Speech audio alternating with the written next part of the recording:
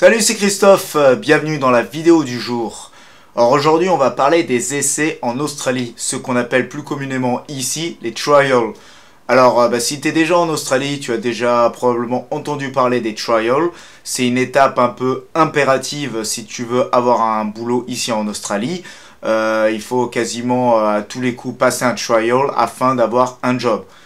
Alors aussi, quelle est la législation autour des trials? Tu as peut-être entendu un peu tout et n'importe quoi, que tu n'es pas payé, que tu dois être impérativement payé, que ça dure 1 heure, 3 heures, voire plus, un shift. Donc je me suis un peu renseigné sur la question parce que j'en ai fait beaucoup.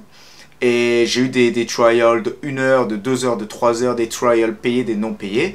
Et donc légalement en fait, ce que dit l'organisme Fair Work c'est un peu l'équivalent des prud'hommes en France, Fair Work qui s'occupe de la sécurité, de la protection des travailleurs en Australie. Donc Fair Work définit le trial comme l'essai en fait, c'est une période où tu dois montrer tes compétences à l'employeur qui peut aller de 1 heure non payée jusqu'à un shift.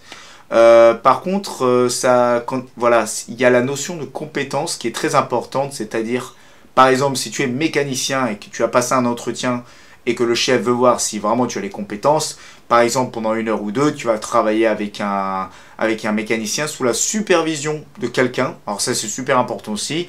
On va te demander par exemple de changer des plaquettes de frein ou je sais pas. Et au bout d'1 heure ou deux, on pourra dire bah voilà, il sait de quoi il parle, il a les compétences pour le job. Ou inversement, il ne sait pas ce qu'il fait. Et là, la personne va être embauchée ou non. Et elle ne va pas être payée pour ce trial où elle a juste montré ses compétences. Mais voilà, parce qu'il fallait absolument montrer les compétences.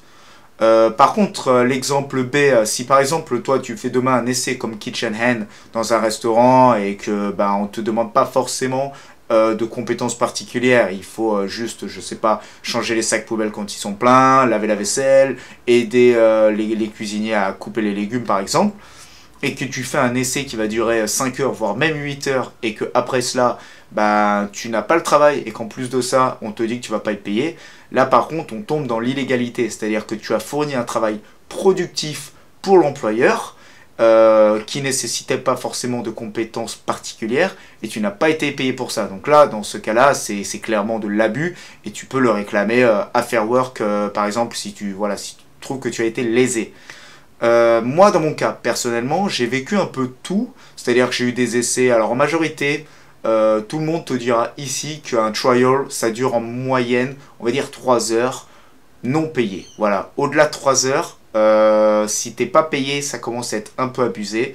Moi, j'ai toujours fait des essais de 2 heures, 3 heures. Et souvent, les employeurs me proposent de prolonger l'essai parce qu'ils ont besoin de quelqu'un. Et à partir de 2 heures ou 3 heures, ils te payent 1 heure normale. Donc voilà, moi, c'est ce qui m'est arrivé. J'ai fait des essais de 1 heure non payés. Et j'ai même récemment fait un essai dans un restaurant de 3 heures. Et l'essai a été entièrement payé.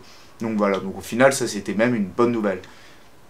Donc voilà, donc les trials c'est une étape importante en Australie pour avoir un job.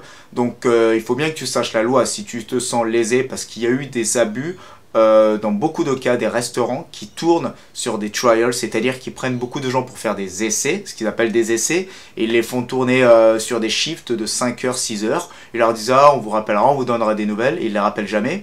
Et comme tu le sais probablement en Australie, il y a beaucoup de gens qui postulent, qui vont faire le tour de tous les restaurants, des bars, des cafés. Ils se retrouvent avec une main-d'œuvre, on va dire, gratuite, parce qu'ils reçoivent des CV tous les jours. Ils appellent les personnes qui postulent pour le job, et ils leur disent de venir pour faire un essai. Et ils font ça quasiment toute la semaine, sans débourser rien du tout. Et toi, moi, les personnes, les backpackers qui cherchent un boulot, on se fait un peu lésés comme ça et on ne sait pas trop quoi faire.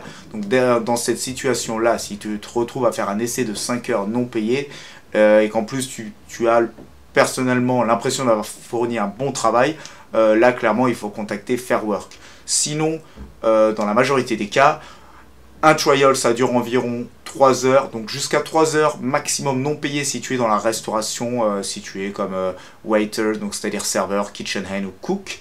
Et au-delà de ça, normalement, si l'employeur est réglo, il te paye la différence.